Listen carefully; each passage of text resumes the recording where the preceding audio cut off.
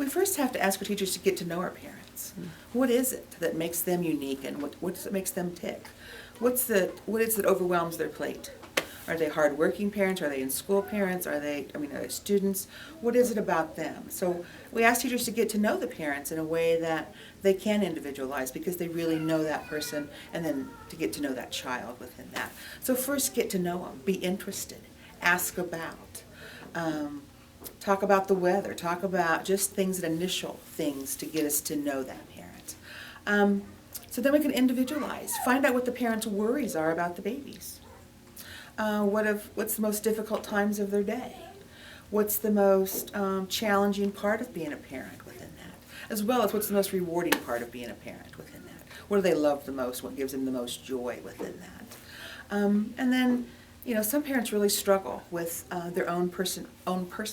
Some have mental health issues, some have addictions that they're fighting, some have their own developmental concerns that they have within that. So not all parents come with a perfect package. And most perfect parents don't have a perfect package anyway. But so get to know that parent and what their struggles are, what their concerns are, and then we can individualize to what that child needs for that.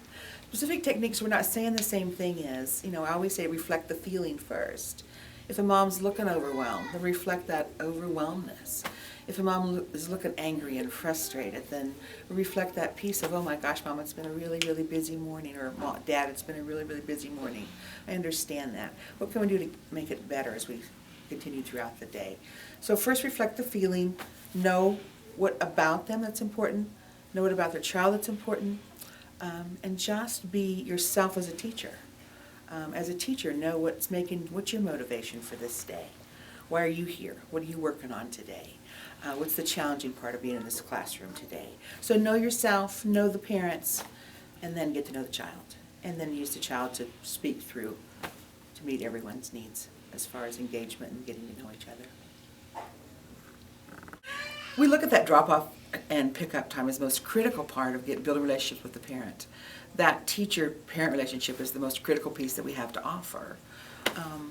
And with those opportunities are times when we can meet them and greet them and say hello and do so much teaching with them of the parent. So we have that opportunity at that drop-off time to support that parent, to engage that parent, what's going to happen for the day, to emotionally check in with that parent. And always that opportunity, what I say, fill their cup. Parents can't pour out what they don't have. They can't give away what they don't already possess. And so we look at that drop-off time and that pick-up time as ways to build a relationship with that parent, connect with that parent, and fill that parent's cup up. So we want it to look like noticing about the parent's effort for the day.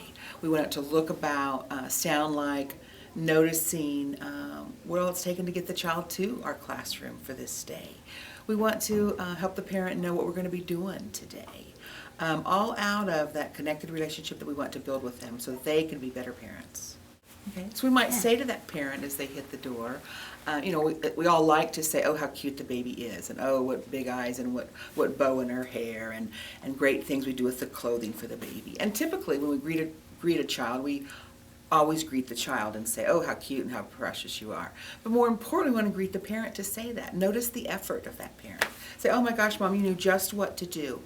On a cold and wintry day, oh, you knew just what clothes to put on to keep her all warm and safe.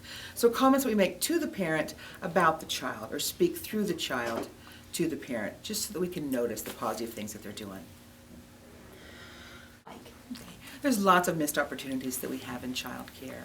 And in early childhood education, we have lots of missed opportunities. Because we miss that opportunity to be a time when sometimes I call them the drop and run parents. They're in a hurry, they've had a busy morning, they're overwhelmed emotionally or physically for the day, and just want to quickly leave their child with us. But we don't want that to happen in positive interactions with children. We want to help that teacher to engage that parent, engage that child. We're looking at opportunities that we want parents to know that we care, and then also use those comments to help that parent know how to act and what to do when we're not with them and with their child. So we reflect that emotionality, we reflect what we see, we say things that comment about noticing the parent's effort and parent's work.